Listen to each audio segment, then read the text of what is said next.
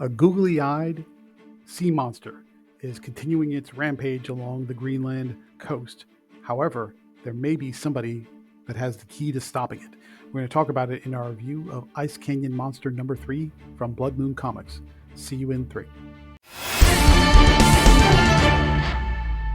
And welcome back to Comical Opinions. This is our review of Ice Canyon Monster number 3 from Blood Moon Comics.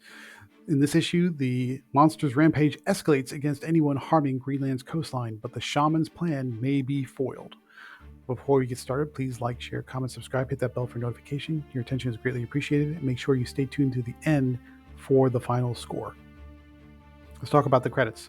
Ice Canyon Monster number 3 is written by Keith Rommel, with art, which includes the colors and letters, are drawn by Januel Ortega, and the main cover, cover A, is drawn by Wolfgang Schwant.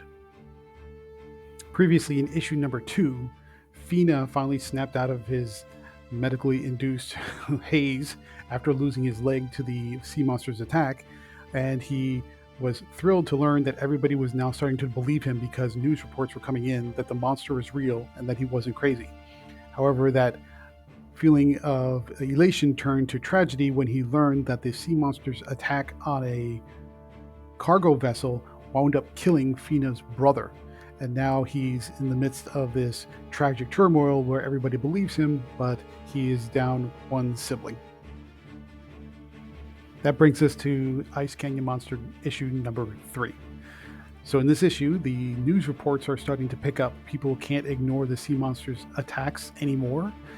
But we take a brief side trip to catch up with the shaman, whose name is Akutak. And we learn through his inner monologue and through his narration that he did what he felt he had to do to protect Greenland from ecological disaster, from receding ice packs, and from destruction of the wildlife due to pollution and industrial overuse of the coastline from fishing and oil drilling. And he recognizes that what he's done will get people killed. He recognizes that because of his actions, he may never see his wife and daughter again, but he also accepts that he did what he had to do to protect his homeland, to protect the people, even if it meant sacrificing some of them to whatever destruction comes out of releasing the sea monster, which is known as Tupilaq. Meanwhile, we see that the sea monster is escalating its attacks on more cargo ships. It's escalating its attacks on oil rigs and drilling platforms, and basically destroying everything in its wake. It's huge, it's incredibly destructive, and there's nothing that anybody can do to stop it. Then we cut to Fina, who is still recovering in the hospital after losing his leg in the first attack in the very first issue. He tells his fellow shipmates not to talk to the press other than to give them the standard line that they were originally given, which is that he lost his leg in a shark attack. He tells them to stay out of the water, and he tells them not to try and do anything like get a bigger ship to try and hunt the sea beast. He's going to try and do something, but nobody quite knows what exactly. On the side, he talks to one of his shipmates privately, and he says, I want you to go to my house. Go to this specific place in my house. You're going to find a shoebox, a very old one, and it's got stuff inside that rattles around. Do not open the shoebox, but bring it to me, and then leave me be.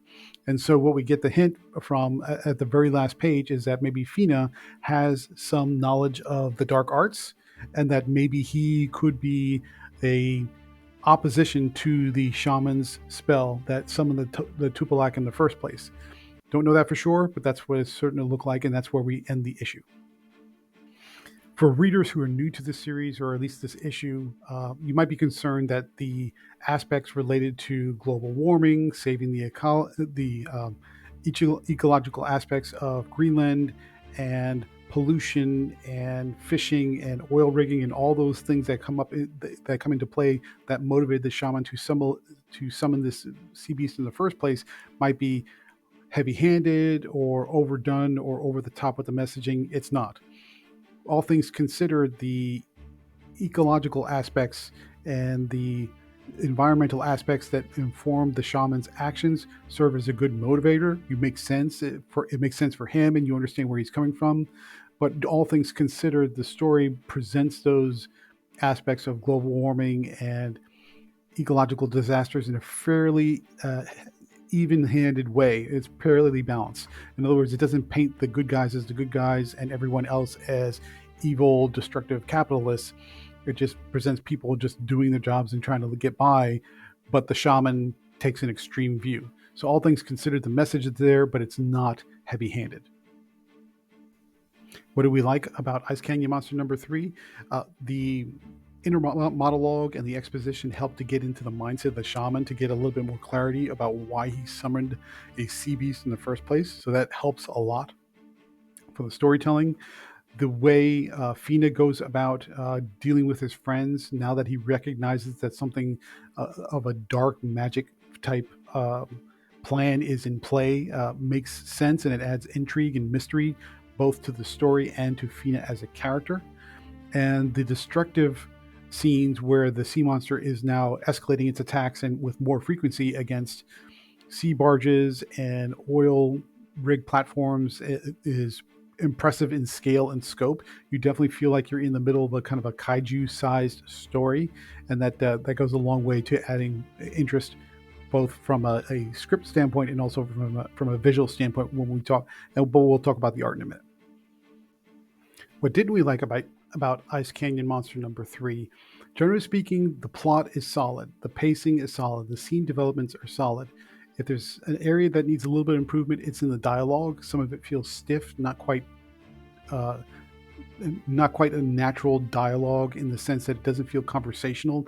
It still feels a little stiff in spots. It doesn't use conjunctions like it should. So the conversational elements are a little lacking. So the dialogue is probably the place where it needs the most help. But otherwise, generally speaking, the writing is solid. Let's talk about the art. So the Jonuel Ortega's art style is okay, and that's about as good as I can put it. The style is sketchy. The character designs are pretty decent, pretty distinctive. The compositions are flat. So this very much looks more storybook than comic book, which might be okay depending on your point of view. If you don't put that much stock into the art quality and the detail, that might be okay. But for people who are used to kind of reading big 2-level comics, this is definitely not up to that level. Plus, one of the main critiques we've had of the series so far is the inconsistent size and design of the sea monster. Here, the sea monster changes looks about at least 3 times. The googly eyes are not as consistent a problem, although the fact that you have a sea monster with googly eyes in the first place is kind of weird. But here, the body and the shape and the size and the way the sea monster attacks changes several times over. It almost doesn't. It has a shape, but at the same time, the shape is not consistent. And when so much of the story is based upon the sea monster attacking everyone, to have inconsistent shapes, an inconsistent design and shape of the sea monster is a bit of a downer, and it's a problem. Plus, there are a few panels where, especially on wide shots, where characters are in small because you're trying to get scale and scope, where the figures and the humans lose a lot of detail, and it's almost like a sketchbook type of level of art, which is not great. Therefore, the art is okay, it's passable, but definitely not up to the high levels that we're looking for from a comic of this sort. Final thoughts. What do we think about Ice Canyon Monster number 3 from Blood Moon Comics? Good pacing, lots of big kind of destructive kaiju type action, and there's some intriguing mystery bits, especially with Fina, now that we think he may or may not hold the key to thwarting the shaman's plans. So there's a lot of good stuff in there. The art quality is okay, but more on the mediocre side of things, and when it comes to the writing, the dialogue still feels stiff and unnatural in spots. Therefore, we're going to give Ice Canyon Monster number 3 from Blood Moon Comics a 6.5 out of 10.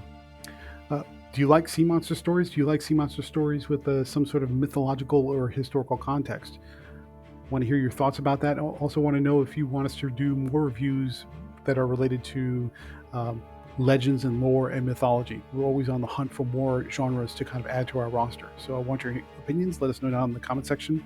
Otherwise, thank you very much for joining, and please stay tuned through the outro for more comic reviews just like this one.